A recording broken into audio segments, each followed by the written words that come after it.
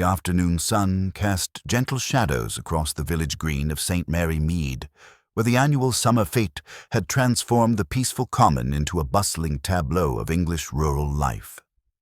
White marquees dotted the carefully maintained lawn like elegant swans, their canvas sides fluttering in the warm June breeze. The Women's Institute had outdone themselves this year, with tables groaning under homemade preserves, delicate Victoria sponges, and towers of cucumber sandwiches with crusts precisely trimmed.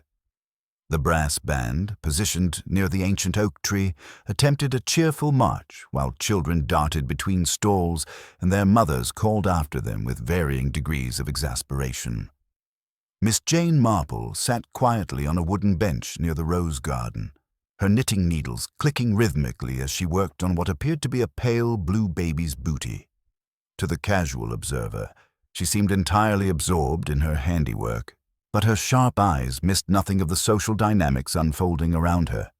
She had positioned herself strategically, much like pieces on a chessboard, where she could observe the intricate patterns of village life that made these gatherings so endlessly fascinating to her methodical mind.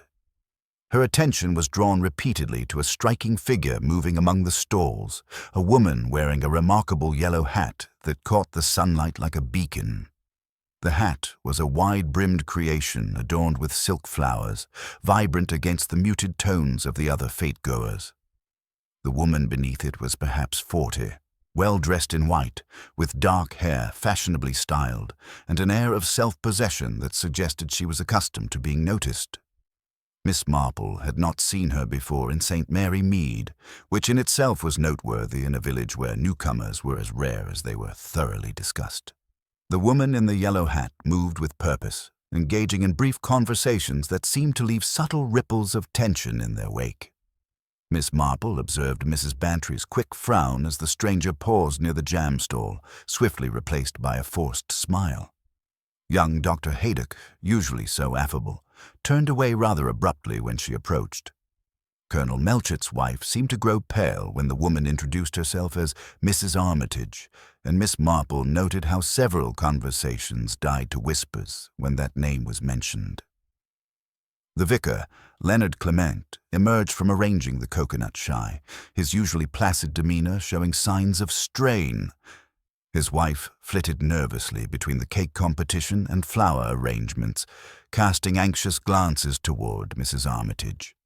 Even more intriguing was the behavior of Mr. Geoffrey Radcliffe, the village's newest resident after Mrs. Armitage herself, who kept checking his pocket watch and scanning the crowd as though expecting someone who had not yet arrived.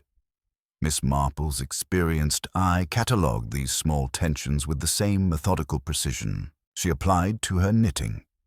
She noticed how Mrs. Armitage's bright laughter seemed to carry a brittle quality, how her smiles rarely reached her eyes, and how she held herself with the careful composure of someone playing a part. The yellow hat, so cheerfully defiant, seemed almost like armor against the subtle hostility that surrounded its wearer. As the afternoon progressed toward evening, the initial polite reserve softened into more relaxed sociability. The children, now sugared with lemonade and gingerbread, played hide-and-seek among the rhododendrons while the brass band moved from marches to a surprisingly melancholic waltz. Mrs. Armitage had gravitated toward the refreshment tent, where a rather robust punch was being served, joining a group that included the vicar's stern sister, Miss Hartnell, and Mr. Ponsonby, the village solicitor. Miss Marple watched as Mrs. Armitage raised a glass of punch to her lips, her yellow hat tilted at what seemed a deliberately confident angle. There was a moment's hesitation, a barely perceptible tremor in her hand before she drank. Then, almost immediately, she swayed. It was subtle at first, easily mistaken for a misstep on the uneven grass. Her free hand went to her temple, and the brittle laughter died on her lips, replaced by a soft, almost inaudible gasp. The vibrant yellow hat, for all its earlier gaiety, seemed suddenly heavy as her head drooped. A ripple of concern began to spread through the small group around her. Mr. Ponsonby reached out a steadying hand, his brow furrowed with alarm. Miss Hartnell's severe expression tightened further. But before anyone could properly react, Mrs. Armitage's eyes rolled back. The glass slipped from her fingers to shatter on the grass, and she crumpled to the ground, her vivid yellow hat askew like a tragic crown upon her suddenly still face. The scream that followed, piercing and raw, tore through the twilight air and brought the entire St. Mary Midsummer fete to a horrifying halt. The brass band fell silent, children froze in their games, and a terrible quiet descended over what had been such a perfectly ordinary English afternoon. Miss Marple's knitting needles lay motionless in her lap as she observed the faces around the fallen woman, noting how shock revealed truth in ways that polite conversation never could. The golden light of the setting sun now seemed to mock the scene, highlighting the unnatural stillness of the woman in the yellow hat sprawled upon the pristine lawn, while the first threads of a deadly puzzle began to weave themselves into the fabric of village life. The piercing scream came from Miss Hartnell, whose usually composed features had twisted into an expression of genuine horror. For a heartbeat, the entire summer fete seemed suspended in amber, the cheerful sounds of the brass band dying away as heads turned toward the refreshment tent. Then reality crashed back like a wave, and people began moving with that peculiar mixture of urgency and uncertainty that accompanies unexpected tragedy. Dr. Haydock pushed through the gathering crowd with professional authority, his medical bag appearing in his hand as though by instinct. Miss Marple rose quietly from her bench, her knitting tucked away with practiced efficiency, and positioned herself where she could observe not just the victim, but the faces of those who surrounded her. In her experience, the immediate aftermath of shock often revealed more truth than hours of careful questioning. The doctor knelt beside Mrs. Armitage's still form, his examination swift but thorough. The yellow hat had tumbled to one side, its silk flowers now seeming tragically frivolous against the darkening grass. Dr. Haydock checked for a pulse at her wrist, then her neck, lifted her eyelids to peer at her pupils, and bent close to detect any scent on her breath. When he straightened, his expression was grave. "I'm afraid there's nothing to be done," he announced quietly, his voice carrying clearly in the sudden hush. "She's gone." The words fell like stones into still water, sending ripples of shock through the assembled villagers. "We must contact the police immediately. No one should disturb anything here." Miss Marple watched the faces around her with careful attention. Mrs. Bantry pressed a handkerchief to her mouth, her eyes wide with shock, but there was something else there too, a flicker of what might have been recognition. The vicar's wife had gone quite pale and was wringing her hands in distress, while her husband stood frozen, his usual benevolent expression replaced by something approaching dread. Most intriguing was Mr. Geoffrey Radcliffe, who had been so restless earlier in the afternoon. Now he stood unnaturally still at the edge of the crowd, his face drained of color, staring at the shattered punch glass with an intensity that went beyond mere shock. When he noticed Miss Marple's gaze upon him, he looked away quickly and fumbled for his cigarette case with trembling fingers. Colonel Melchett took charge with military efficiency, directing people away from the immediate area, while young Mrs. Clement hurried across the green to telephone the constabulary from the vicarage. The crowd began to reorganize itself into small, whispering groups, reluctant to leave but uncertain what else to do. "Such a dreadful thing," murmured Mrs. Bantry, moving closer to Miss Marple, "and she seemed perfectly well just moments before, though now that I think of it, she did seem rather agitated about something. Kept asking the oddest questions." This observation caught Miss Marple's attention. "Questions?" "About various families in the village. Wanted to know how long people had lived here, who had moved away recently. Struck me as rather forward for someone just passing through." Mrs. Bantry lowered her voice. She was particularly interested in the Radcliffe family history. Inspector Slack arrived within 20 minutes, his motor car raising dust as it pulled up beside the green. He was a man who believed in swift action over subtle investigation, and his first priority was establishing order. "Right then, what's happened here?" he demanded, surveying the scene with the weary expression of someone who found village complications tiresome. Dr. Haydock provided a concise summary. Sudden collapse, Inspector. No obvious trauma. She had been drinking punch from that bowl. He gestured toward the refreshment table. Given the rapidity of onset and the symptoms I observed, I suspect we may be dealing with some form of acute poisoning. The word poisoning sent a visible shudder through the remaining villagers. It transformed what might have been a tragic but natural death into something far more sinister. Miss Marple noted how each person processed this possibility differently. Some looked genuinely shocked, others frightened, and a few seemed to withdraw into themselves as though guarding secrets. "Anyone else drink from that punch?" Slack barked. Several people nodded nervously. "And you're all well?" More nods. "Right, nobody touches that bowl. Constable Johnson, secure this area properly." As the inspector began taking preliminary statements, Miss Marple found herself naturally gravitating toward the informal conversations that sprang up among the dispersing crowd. Her unobtrusive presence allowed her to gather fragments of information that might otherwise have remained private.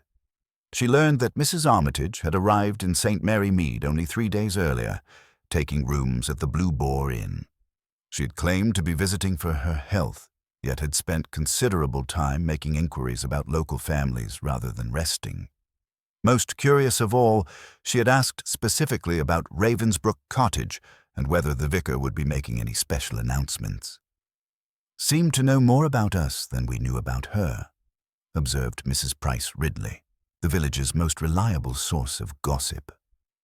Asked pointed questions about people's histories, their connections to each other, not the behavior of someone just passing through. As evening shadows lengthened across the green, Miss Marple reflected on the day's events. A stranger had arrived, wearing a conspicuous yellow hat, had made herself noticed by asking probing questions about village residents, and now lay dead under circumstances that strongly suggested murder. The threads of mystery were already weaving themselves into a pattern, though the complete picture remained frustratingly elusive. What she knew with certainty was that Mrs. Armitage's death was no accident, and that someone among the seemingly innocent villagers of St. Mary Mead harbored a deadly secret. The peaceful summer fete had become the stage for something far more sinister, and the investigation was only just beginning. The constables worked efficiently in the gathering dusk, stretching rope around the refreshment tent, while Inspector Slack organized his preliminary investigation with the methodical precision of a man who disliked loose ends. The remaining villagers clustered in small groups, their earlier festive mood replaced by the peculiar mixture of horror and fascination that accompanies unexpected tragedy. Miss Marple positioned herself where she could observe both the official proceedings and the unofficial reactions, her knitting forgotten in her lap as she catalogued the subtle changes in familiar faces. Dr. Haydock approached Inspector Slack with the brisk authority of a man accustomed to delivering unwelcome news. "I've had a closer look, Inspector. Given the rapidity of onset and the symptoms I observed, I suspect we're dealing with aconitine poisoning. It's derived from monkshood, a common garden plant. Highly toxic, acts quickly when ingested." He gestured toward the punch bowl. "If it was introduced into her drink, it would explain the swift collapse." This revelation sent a visible ripple through the nearby villagers.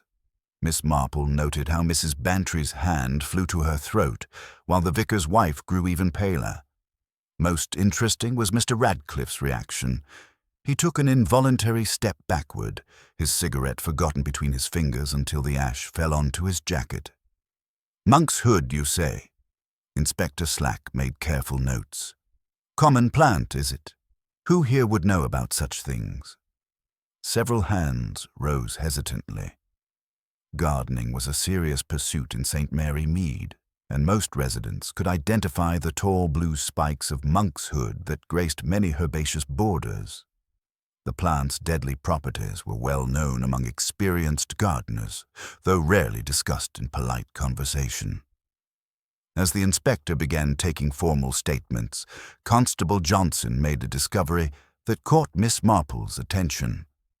Young Tommy Pierce, the postman's son, had been playing near the refreshment tent when something glinted in the trampled grass. "Found this, sir," the boy announced proudly, holding up a long hat pin topped with a yellow glass bead that caught the fading light like a drop of captured sunshine. Miss Marple observed the pin with particular interest. The shaft was bent at an odd angle, not the simple curve that might result from being dropped, but a deliberate kink as though pressure had been applied.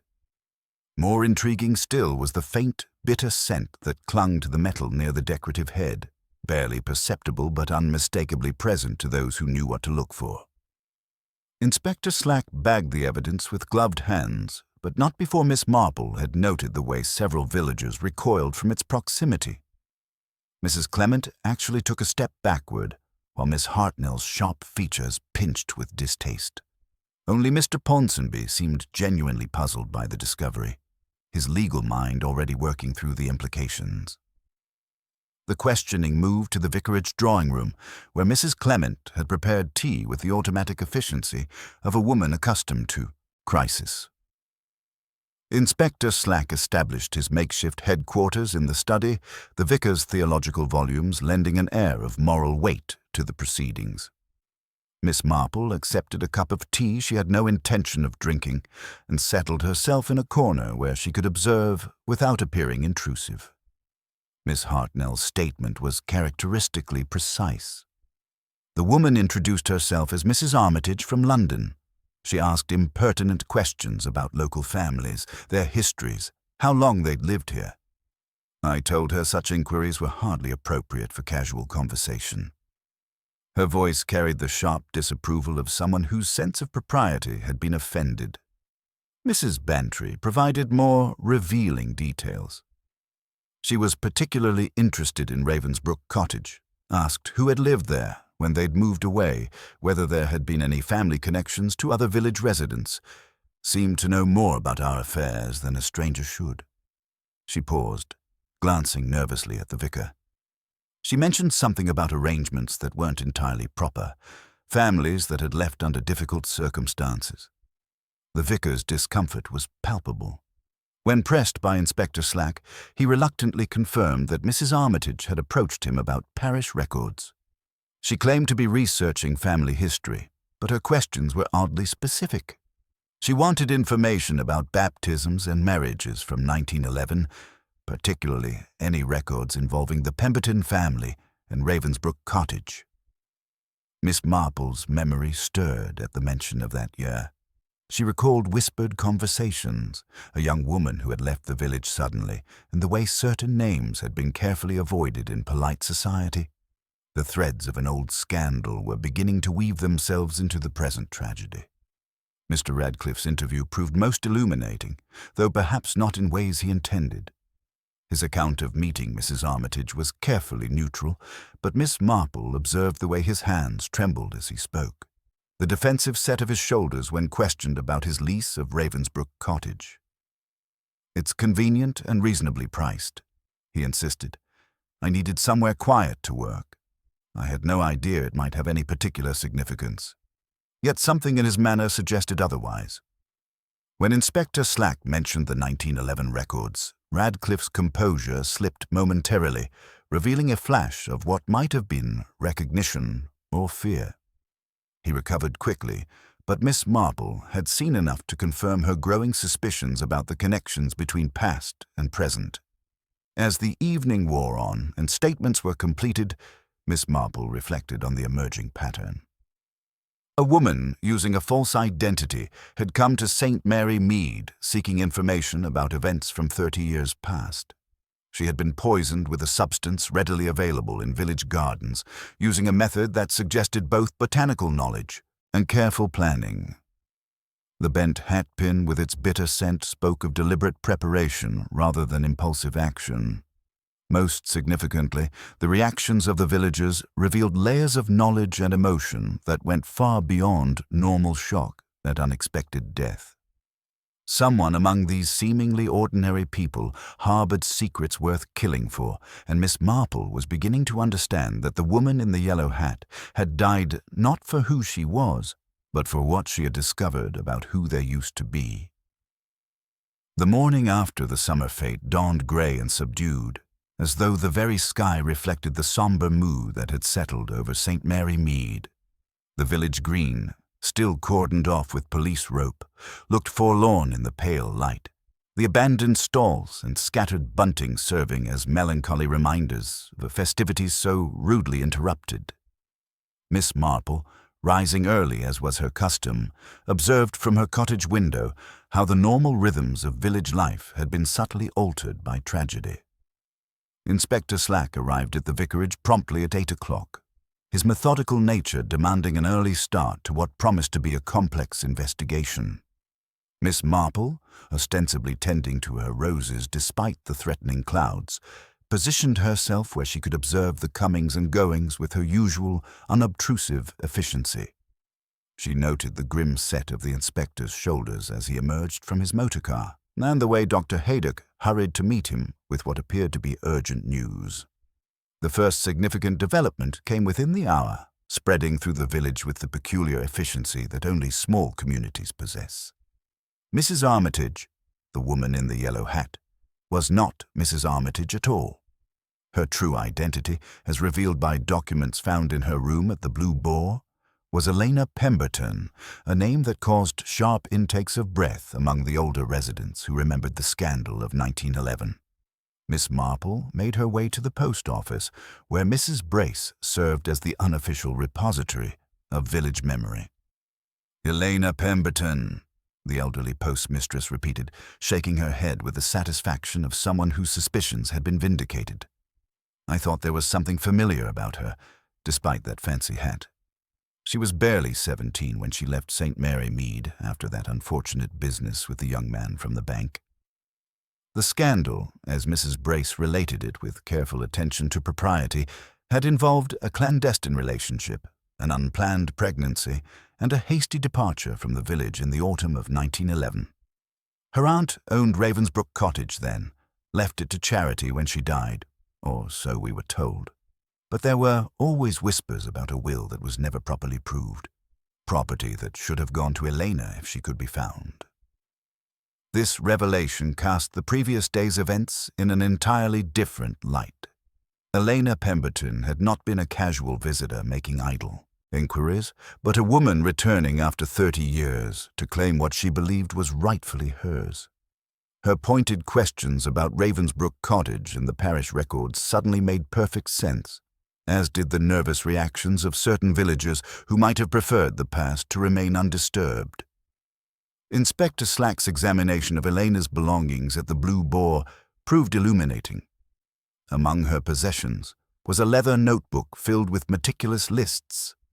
Names with dates beside them, property transactions, and what appeared to be financial calculations.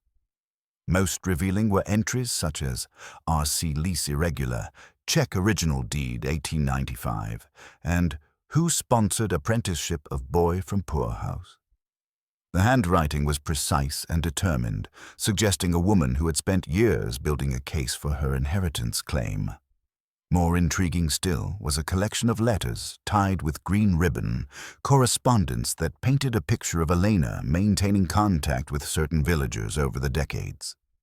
One letter in particular, signed only with the initial C, provided detailed information about the current occupancy of Ravensbrook Cottage and suggested that the lease arrangement was not entirely above board.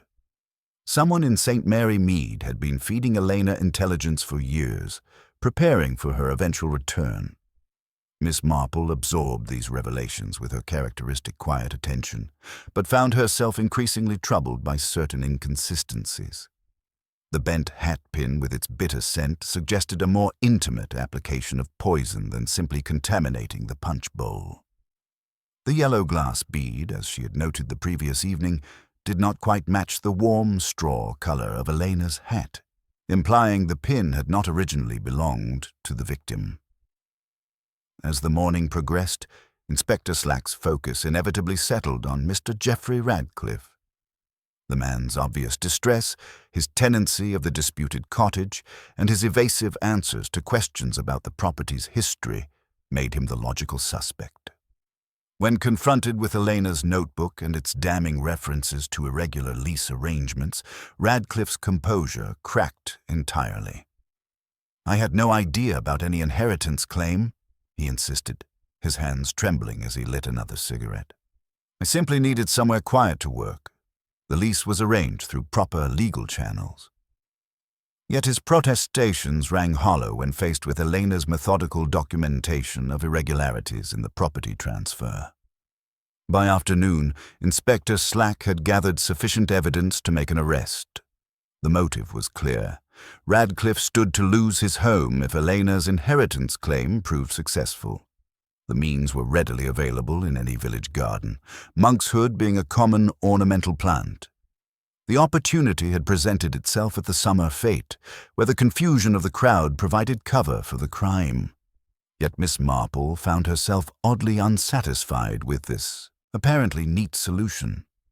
In her experience, murder was rarely as straightforward as it appeared, particularly when the victim had been making inquiries that might have disturbed multiple people. Elena's notebook suggested she had been building a case that went far beyond simple property inheritance, one that might have threatened several villagers' security. Most troubling was the theatrical quality of the crime itself. The bent hatpin, the precise timing, the choice of such a public venue, all suggested someone who wanted Elena's death to be noticed and investigated. This seemed inconsistent with Radcliffe's practical nature and his obvious desire to avoid attention. Someone, Miss Marple reflected, had been very clever indeed, using the obvious motive to obscure a more complex truth. As evening approached and the village settled into an uneasy quiet, Miss Marple sat in her parlor with her knitting, contemplating the day's revelations. Elena Pemberton had returned to claim her inheritance and had died for her trouble, but the real question was whether she had been killed to prevent her claim or to silence her knowledge of something far more damaging. The careful documentation in her notebook suggested she had uncovered secrets that went beyond property disputes, secrets that someone had been willing to kill to protect. The woman in the yellow hat had worn her bright defiance like armor, but armor, Miss Marple knew from long observation of human nature, was only necessary when one expected to be attacked. Elena had known she was in danger, yet had pressed forward with her investigation anyway. The question now was whether Inspector Slack had arrested the right man, or whether the real murderer remained free, hidden among the seemingly innocent villagers of St. Mary Mead. The village did not sleep easily that night following Geoffrey Radcliffe's arrest, and Miss Marple found herself equally restless. She sat by her window with her knitting, observing the subtle signs of continued unease that rippled through St. Mary Mead despite Inspector Slack's apparent resolution of the case. Doors opened and closed with unusual frequency along the lane, and she caught glimpses of neighbors engaged in hushed conversations that ceased abruptly when others approached. In her long experience of human nature, Miss Marple had learned that when a solution presented itself too conveniently, it usually meant one had mistaken the pattern for the material. Morning brought her to the vicarage under the pretext of returning a borrowed cake tin, where she found Mrs. Clement in a state of considerable distress. The vicar's wife, usually so composed in her duties, was arranging flowers with trembling hands, her bright intelligence dulled by an obvious weight of conscience. "Oh, Miss Marple," Mrs. Clement whispered, glancing nervously toward the study door. "I fear I may have done something terrible. That poor woman, Elena Pemberton, I knew her, you see. Years ago, when she was just a girl." The confession tumbled out in the hushed atmosphere of the morning room. "I was the one who wrote to her, the mysterious correspondent signed C that Inspector Slack mentioned. What began as Christian charity toward a young woman unfairly cast out became something more complicated over the years." Mrs. Clement explained how she had maintained contact with Elena, providing information about village affairs and, crucially, about the inheritance rights to Ravensbrook Cottage that had been deliberately obscured when Elena disappeared. She was so young when she left, barely 17 with nowhere to go. I felt it was my duty to keep her informed, but now I realize I may have orchestrated the very situation that led to her death. This revelation explained much about Elena's precise knowledge of village affairs, but it also raised troubling questions about who else might have known of her planned return. Miss Marple offered gentle comfort, while her methodical mind processed the implications of Mrs. Clement's unwitting role in the tragedy. Her contemplation was interrupted by Dr. Haydock's arrival, his expression grave as he brought news of his detailed examination of the evidence. The poison was definitely aconitine, he confirmed, but here's what's peculiar about the delivery method. The hatpin found at the scene shows concentrated traces of the substance, suggesting it was used as a precise delivery mechanism rather than the punch being contaminated. Miss Marple's eyebrows rose slightly at this confirmation of her earlier suspicions. A hatpin would allow for very controlled application, she observed thoughtfully. Much more precise than simply adulterating a communal drink. Exactly, Dr. Haydock agreed. The method suggests someone with botanical or medical knowledge who understood exactly how much poison was needed and the most effective way to administer it. A quick application to the lip or gum would deliver the toxin directly into the bloodstream, explaining the rapid onset we observed. This level of sophistication raises serious questions about Mr. Radcliffe's guilt.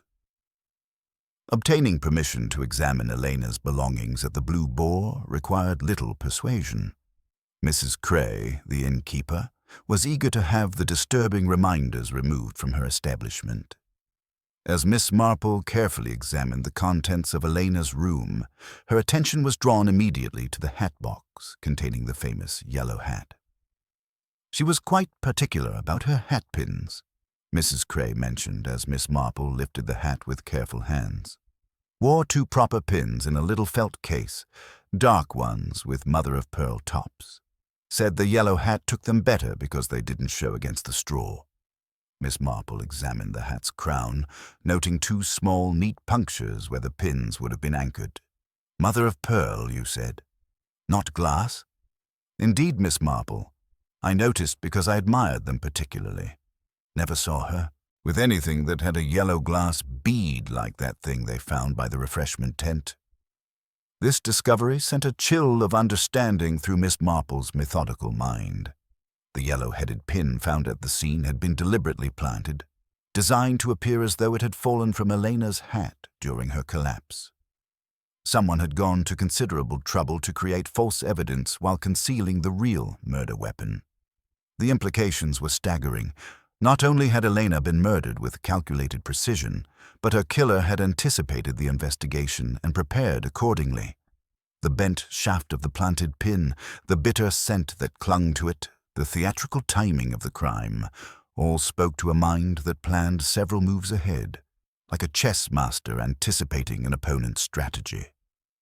As Miss Marple walked thoughtfully back through the village, she reflected on the emerging pattern. Elena's return had been encouraged by Mrs. Clement's well-meaning correspondence, but someone else had learned of her plans and prepared a deadly reception. The elaborate staging suggested motives that went far beyond simple property disputes.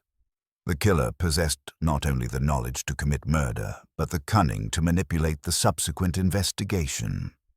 Most troubling of all was the realization that the true murderer remained free, hidden among the seemingly innocent residents of St. Mary Mead. Someone who moved with deceptive grace through the village's social circles, their deadly capabilities masked by a facade of respectability.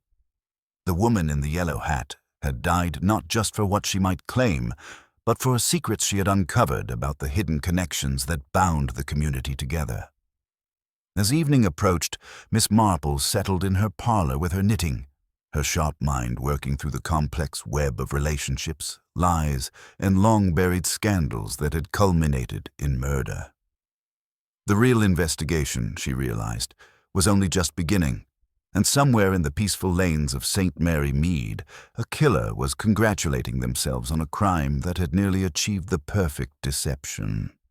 The morning following her discovery about the hat pins brought Miss Marple to the vicarage with renewed purpose, though she maintained her customary air of gentle inquiry.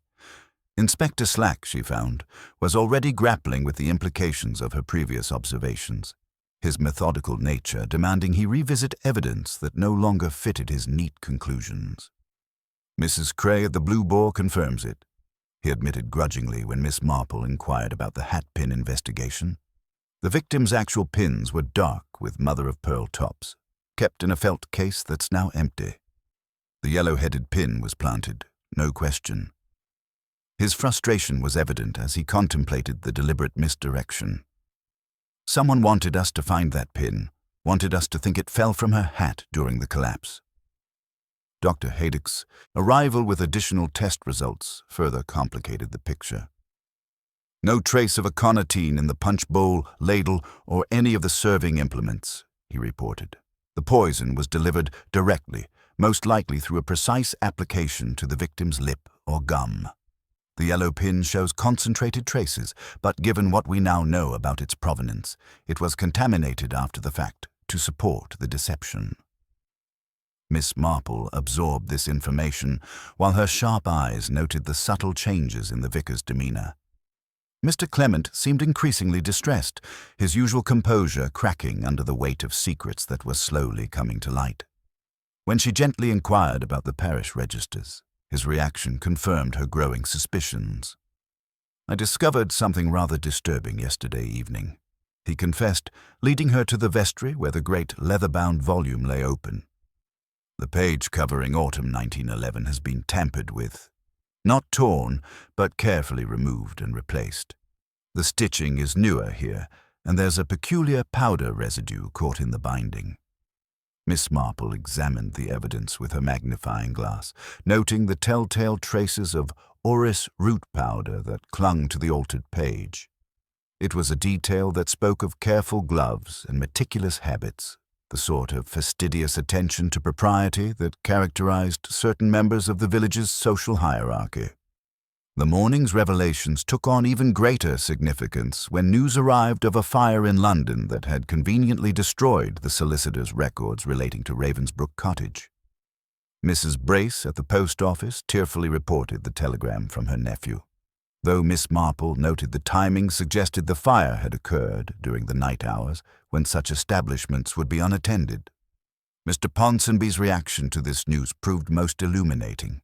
When Miss Marple encountered him outside the post office, his relief at the destruction of the records was palpable, though he attempted to mask it with appropriate expressions of regret.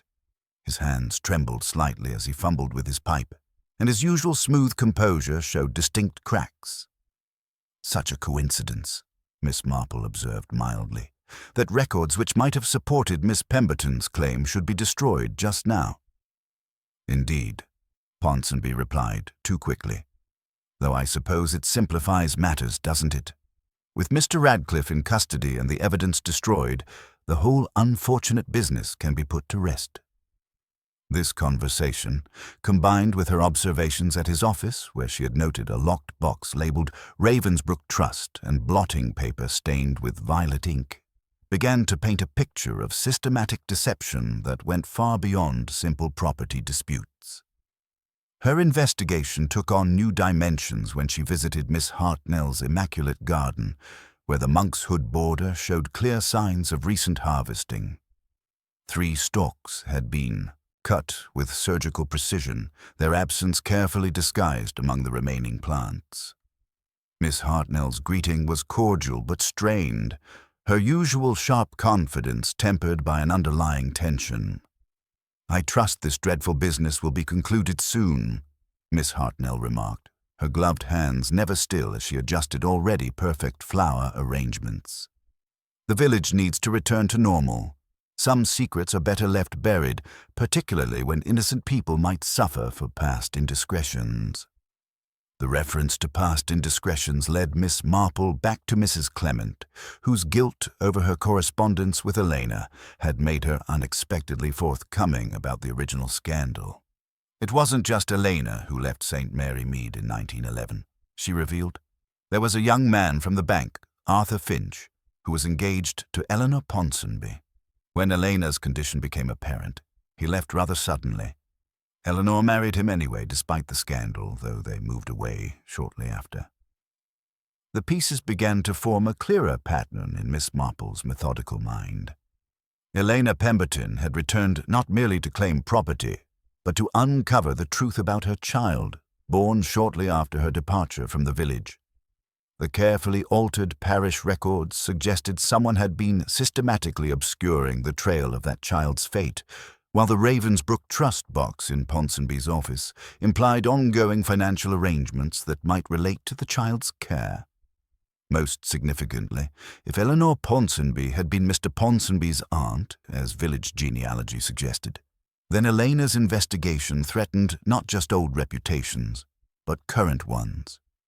A child placed in the poorhouse, as Elena's notebook had suggested, would have been a source of profound shame to a family of social standing, particularly if that child had subsequently been quietly supported through trust arrangements that bypassed normal legal channels. As evening approached, Miss Marple reflected on the emerging picture of a crime that had been planned with meticulous care. The killer possessed not only botanical knowledge and access to deadly plants, but also the connections to arrange convenient fires in distant cities and the social position to tamper with parish records without suspicion. Most chilling of all was the realization that Eleanor's murder had been merely the final act in a decades-long campaign to suppress a scandal that threatened to destroy carefully constructed lives. The woman in the yellow hat had returned seeking justice for old wrongs, but she had underestimated the lengths to which people would go to protect secrets that had shaped their entire existence. Someone in St. Mary Mead had decided that murder was preferable to exposure, and Miss Marple was beginning to understand exactly who possessed both the motive and the means to commit such a perfectly calculated crime. Tomorrow, she decided, would bring the time for a more direct confrontation with the truth, though she suspected the killer was already aware that their elaborate deception was beginning to unravel. The morning after her discoveries brought Miss Marple to the vicarage with a sense of mounting urgency, though she maintained her characteristic air of gentle inquiry.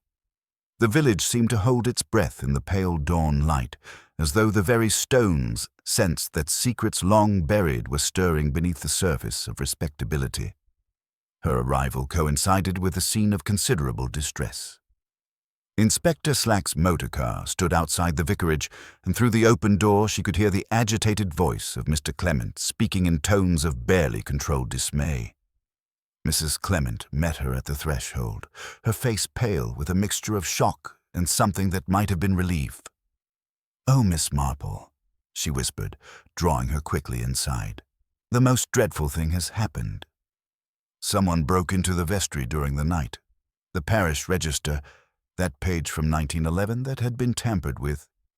It's been stolen."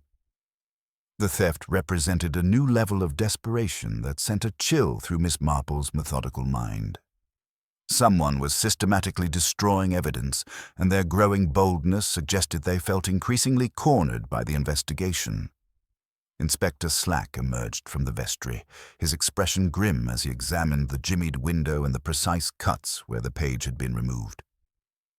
"Professional work," he muttered, though Miss Marple noted the careful attention to detail that spoke more of obsessive neatness than criminal expertise. No damage beyond what was necessary, nothing else disturbed. Someone knew exactly what they wanted and where to find it. Dr. Haydock's examination of the scene revealed traces of the same orris root powder Miss Marple had observed elsewhere, caught in the binding where the page had been cut. The discovery confirmed her growing suspicions about the meticulous nature of their adversary, someone who approached even burglary with the fastidious attention to detail that characterized their other activities. As news of the theft spread through the village, Miss Marple positioned herself strategically to observe the reactions of various residents. Mrs. Bantry appeared genuinely shocked, while Miss Hartnell's response carried a note of grim satisfaction, as though justice had been served by the removal of uncomfortable truth. Most telling was Mr. Ponsonby's behavior when he arrived to offer his legal services to the vicar. His relief at the destruction of the records was palpable, though he attempted to mask it with appropriate expressions of concern. Such a violation of sacred space, he declared, but Miss Marple noted how his hands had stopped trembling for the first time since Elena's death. Though perhaps it's for the best that certain old scandals remain buried, the village needs to heal and move forward. This sentiment, expressed with such obvious personal investment, confirmed Miss Marple's growing conviction about the solicitor's central role in the conspiracy. Her subsequent visit to his office revealed further evidence of systematic concealment. The locked box labeled Ravensbrook Trust had indeed vanished, and the careful arrangement of papers on his desk suggested someone had spent considerable time organizing documents to obscure their true significance.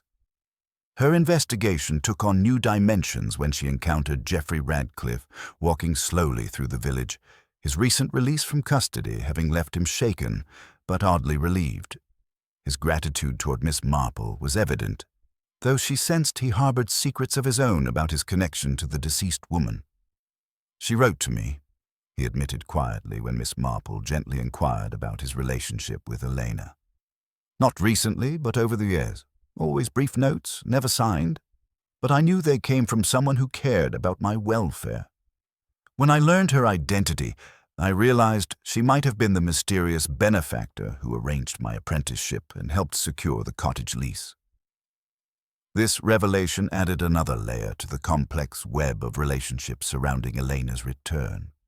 Someone had been supporting Geoffrey Radcliffe for years, and Elena's investigation had threatened to expose not just old scandals, but ongoing financial arrangements that might implicate several villagers in systematic deception. The afternoon brought Miss Marple to the churchyard, where she made a discovery that crystallized her understanding of the case. Among Elena's belongings, carefully hidden in the lining of her hat box, was a small envelope containing what appeared to be a birth certificate dated 1912. The document, though water-stained and fragile, clearly showed Elena Pemberton as the mother of a male child, with the father's name deliberately obscured by careful damage to the paper. Most significantly, a notation in the margin, written in violet ink, indicated the child had been placed with respectable family for proper upbringing. The handwriting matched samples Miss Marple had observed in Mr. Ponsonby's office, suggesting the solicitor's family had been involved in arranging the child's adoption from the very beginning. As evening approached and the village settled into an uneasy quiet, Miss Marple reflected on the emerging pattern of a crime that had been 30 years in the making. Elena Pemberton had returned not merely to claim property, but to reunite with the child she had been forced to abandon. Her systematic investigation had threatened to expose a network of lies and financial arrangements that had shaped multiple lives, and someone had decided that murder was preferable to the truth. The theft of the parish records represented the killer's final desperate attempt to destroy evidence, but Miss Marple understood that the real proof lay not in documents, but in the human connections that bound the village together. Tomorrow, she decided, would bring the time for a more direct confrontation with the truth, though she suspected the killer was already preparing for their next move in this deadly game of deception and concealment. The woman in the yellow hat had died seeking justice for old wrongs, but her death had set in motion forces that would ultimately expose the very secrets her killer had spent decades protecting. In the quiet lanes of St. Mary Mead, a murderer walked free, but their carefully constructed world was beginning to crumble under the weight of truth that could no longer be suppressed. The morning after her discoveries about the birth certificate and the systematic destruction of evidence, Miss Marple found herself with a clearer understanding of the web of deception that had culminated in Elena's murder.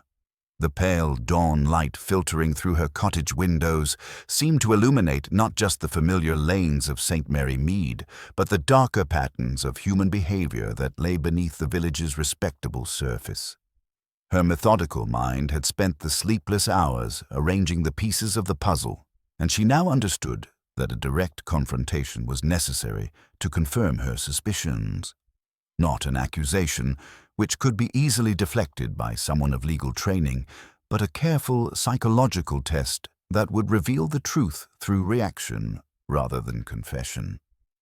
Miss Marple made her way to Mr. Ponsonby's office that afternoon, carrying with her the air of a concerned villager seeking guidance rather than an investigator closing in on her quarry. The building, with its brass nameplate and mullioned windows, exuded the same quiet authority that had made it the repository of the village's legal secrets for generations. Mr. Ponsonby received her with his customary professional courtesy, though she noted the slight tension around his eyes that suggested recent sleepless nights. His desk, usually so meticulously organized, showed subtle signs of disturbance, papers arranged with the careful precision of someone who had been searching through files and wanted to conceal the fact. Miss Marple," he greeted, rising with practiced civility. "How may I assist you today? I trust this dreadful business hasn't caused you any particular concerns." "Oh, Mr. Ponsonby," she began, settling herself in the client's chair with her knitting bag. "It's precisely this dreadful business that brings me here. Such a terrible thing, and poor Mr. Radcliffe in custody. One can't help but feel there are aspects of this case that haven't been properly understood." She watched his face carefully as she spoke, noting the way his fingers drummed against his desk blotter with unconscious nervousness. "I've been thinking about poor Elena Pemberton and her interest in the parish records. Such specific inquiries she was making, particularly about events from 1911. The drumming stopped abruptly. "Village gossip, Miss Marple, is rarely reliable. One mustn't place too much credence in the speculations of people who weren't present during those unfortunate events." "Quite true," Miss Marple agreed, beginning to work her knitting needles with gentle precision, "though I understand Elena had documentation of her own. A birth certificate, for instance, with certain details about her child's placement. Such careful arrangements must have been made, ensuring the child was properly cared for while maintaining discretion about his parentage." Mr. Ponsonby's composure showed its first crack. His hand moved unconsciously toward a locked drawer, then stopped as he realized the gesture might be observed. "Any such arrangements would have been handled with complete propriety, Miss Marple. The welfare of all parties would have been the primary consideration." "Oh, I'm certain of that," she replied, her tone remaining conversational. "Particularly when such arrangements might have involved trust funds, carefully managed over the years. A Ravensbrook trust, perhaps, ensuring the child's education and eventual settlement in the very cottage that should have been his inheritance." The color drained from Ponsonby's face so completely that Miss Marple feared he might faint. His carefully controlled professional demeanor cracked entirely, revealing the desperate man beneath. "Miss Marple, I must warn you against making allegations without proof. These are serious matters involving client confidentiality and the systematic destruction of evidence," Miss Marple finished gently.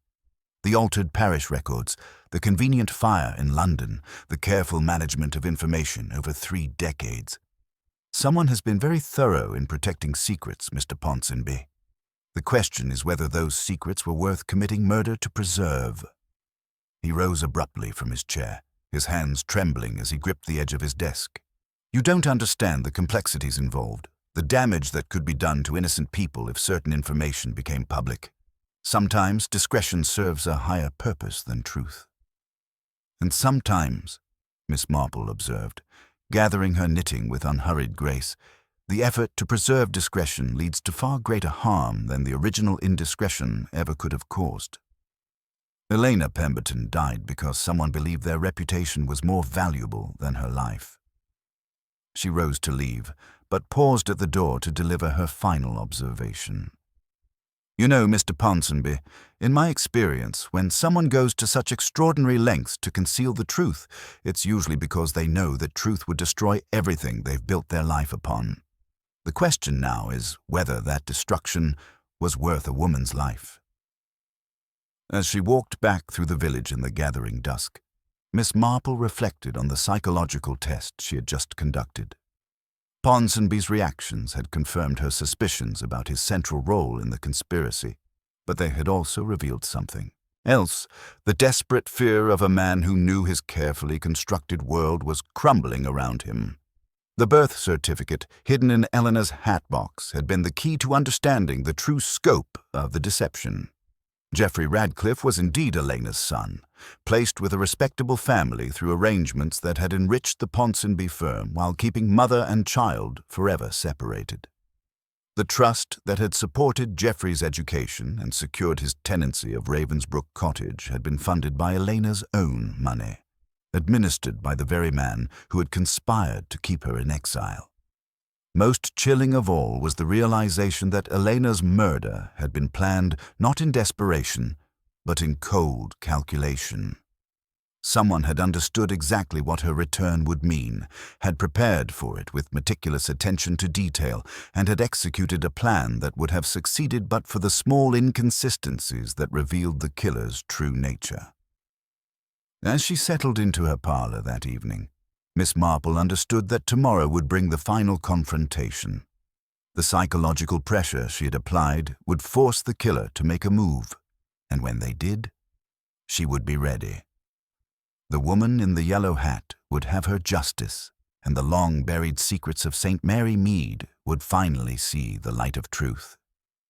The morning after Miss Marple's pointed conversation with Mr. Ponsonby brought an atmosphere of barely contained tension to St. Mary Mead, like the oppressive stillness that precedes a thunderstorm.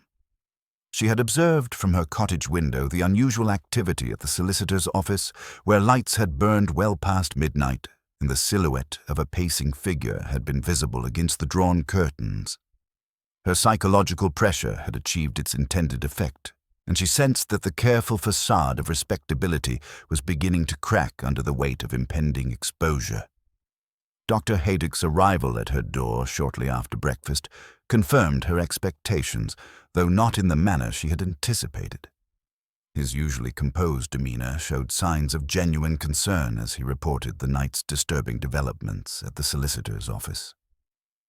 "Found Ponsonby collapsed in his study this morning," he announced grimly. His housekeeper discovered him when she arrived for work. Acute heart failure, brought on by what appears to have been extreme stress. The poor man's desk was in complete disarray, papers scattered everywhere, as though he'd been searching frantically for something. Miss Marple absorbed this news with careful attention, though it raised more questions than it answered. A man of Ponsonby's methodical nature would not have left his affairs in such disorder unless driven by desperate circumstances. More troubling still was the timing, coming so soon after her visit had exposed the extent of his involvement in the conspiracy. "Was he able to say anything before the end?" she inquired gently. Dr. Haydock shook his head. "Gone by the time I arrived.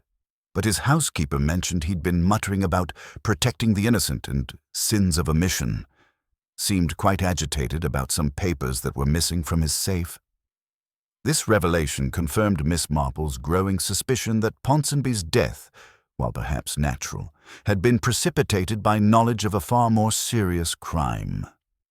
Someone had been using the solicitor's guilt and complicity to conceal their own deadly actions, and his collapse had removed a crucial link in the chain of evidence.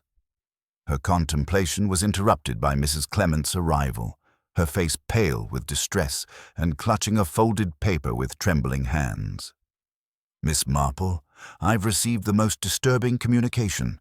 It was pushed under the vicarage door sometime during the night, before poor Mr. Ponsonby's collapse." The note, written in violet ink with the precise penmanship that characterized legal documents, requested Mrs. Clement's presence at Ravensbrook Cottage that afternoon.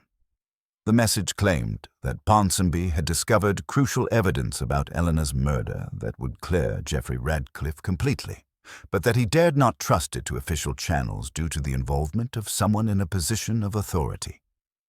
Miss Marple examined the document with her magnifying glass, noting subtle inconsistencies in the handwriting that suggested extreme stress or deliberate disguise.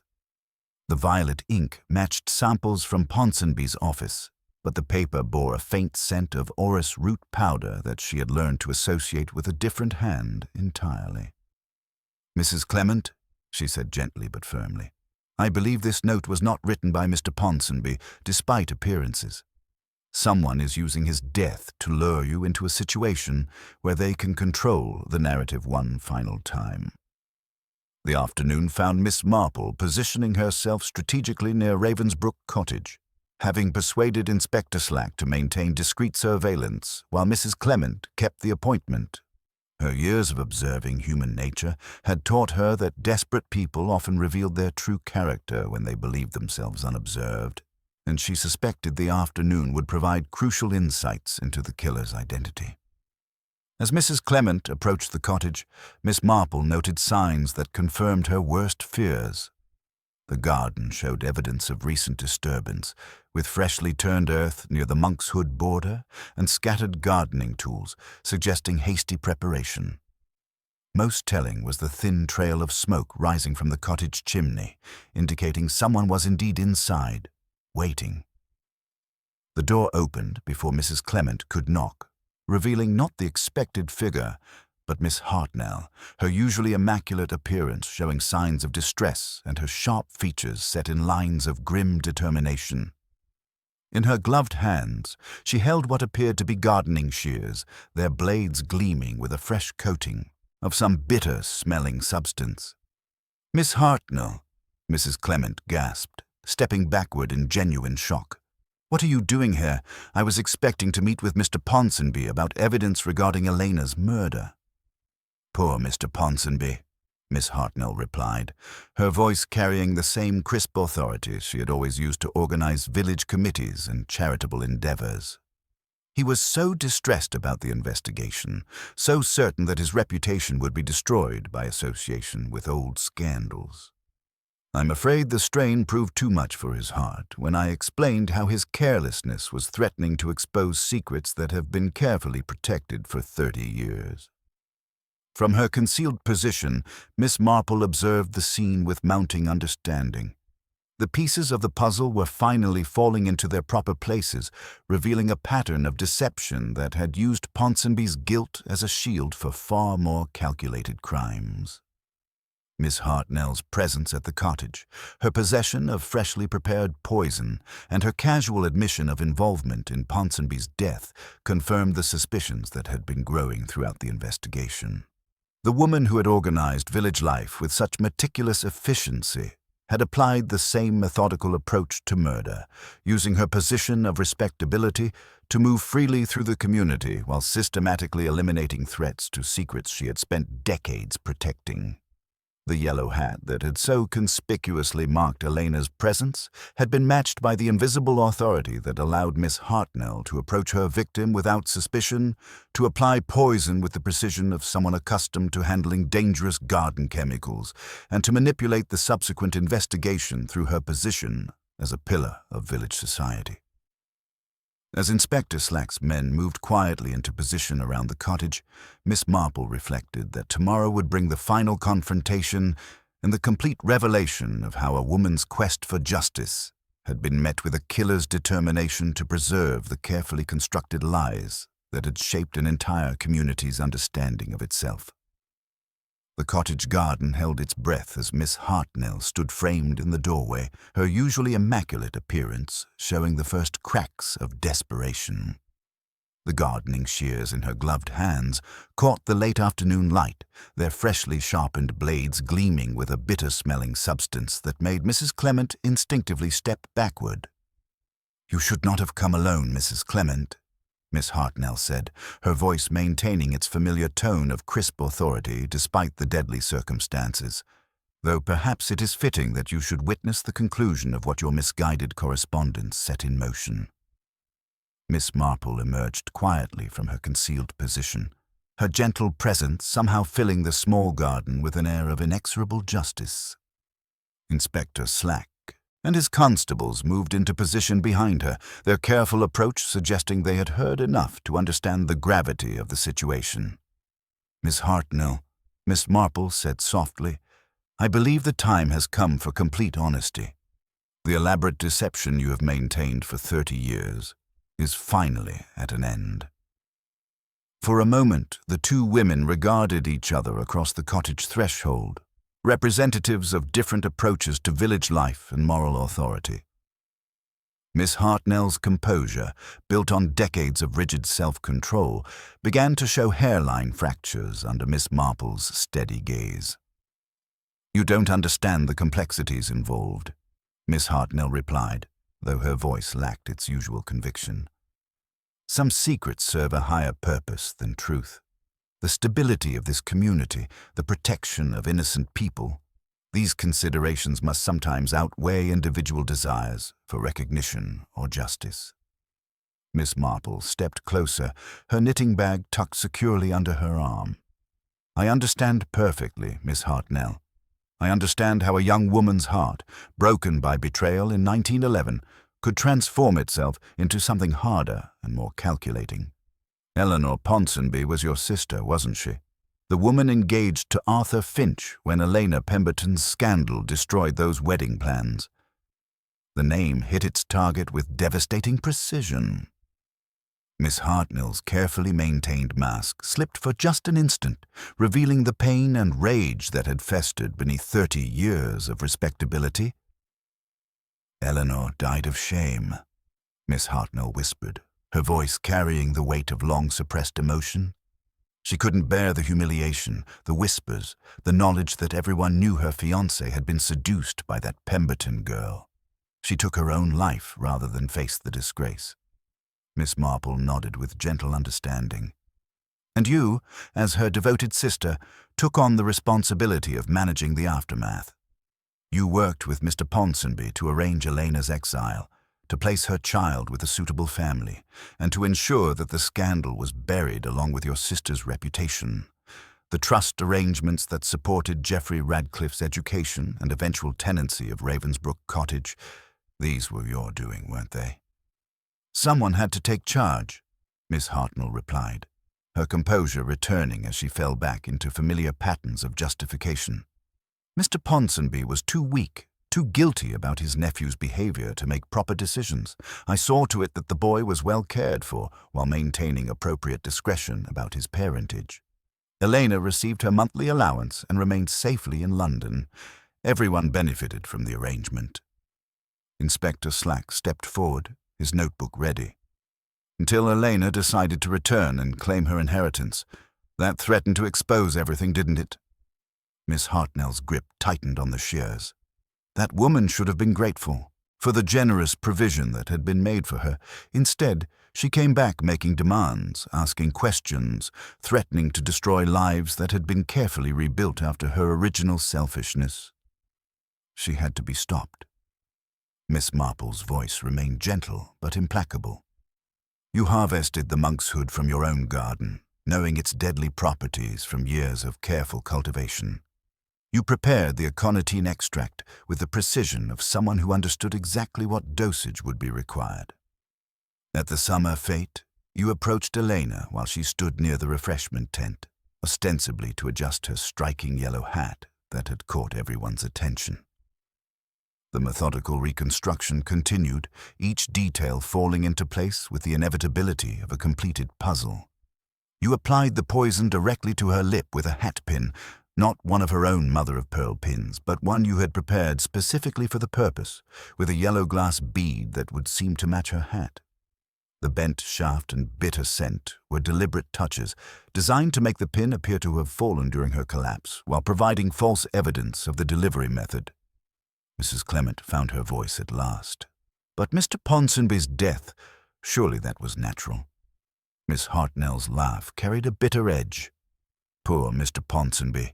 He was going to confess everything, destroy 30 years of careful work to ease his guilty conscience. I merely reminded him of the consequences, of how many lives would be ruined by his weakness. His heart couldn't bear the strain of choosing between duty and self-interest. The admission hung in the air like an accusation. Inspector Slack moved closer, his men ready to act if the situation escalated further. Miss Marple continued her gentle but relentless exposition. You stole the parish register page to eliminate the baptismal record, arranged for the convenient fire in London to destroy the solicitor's files, and attempted to manipulate the investigation by planting evidence that would implicate Mr. Radcliffe. Your mistake was believing that such elaborate deceptions could permanently suppress the truth. The truth, Miss Hartnell spat, her facade finally cracking completely, is that some people matter more than others. Elena Pemberton forfeited any claim to respectability when she destroyed my sister's life. Her son has prospered under proper guidance. The village has maintained its moral standards. What possible good could come from exposing old scandals and destroying the peace we have built? Miss Marple's response carried the weight of absolute moral authority. The good, Miss Hartnell, lies in allowing people to know their true history, to make their own choices about forgiveness and reconciliation. Geoffrey Radcliffe deserved to know his mother. Elena Pemberton deserved the chance to reclaim her place in the world. You appointed yourself judge and executioner, but justice was never yours to dispense. As Inspector Slack moved to make the arrest, Miss Hartnell set down the poisoned shears with the same careful precision she had always brought to her gardening. Her surrender was complete, though her bearing remained rigidly upright, even as the handcuffs closed around her wrists. The evening that followed brought a strange mixture of relief and melancholy to St. Mary Mead. Geoffrey Radcliffe, finally learning the truth of his parentage, stood by the cottage gate with tears streaming down his face. Not for the mother he had never known, but for the years of connection that had been stolen from them both. The yellow hat, found carefully preserved in Elena's room at the Blue Boar, became a symbol not of defiance, but of a woman's courage in seeking the truth that had been denied her. Miss Marple, settling into her parlor that evening with her knitting, reflected on the complex patterns of human nature that had played out in their peaceful village. The desire for respectability, when twisted by grief and pride, had created a poison more deadly than any garden plant. Yet truth, like the bishop's transcripts that had ultimately provided the crucial evidence, had a way of preserving itself despite all attempts at suppression. The woman in the yellow hat had found her justice at last, and St. Mary Mead would heal from the revelation as it always did, with the quiet resilience that came from understanding that even the most carefully tended gardens could harbor deadly secrets beneath their beautiful surfaces. The village would remember Eleanor Pemberton not as a scandal, but as a mother who had never stopped seeking her child and whose courage had finally brought light to shadows that had lingered far too long.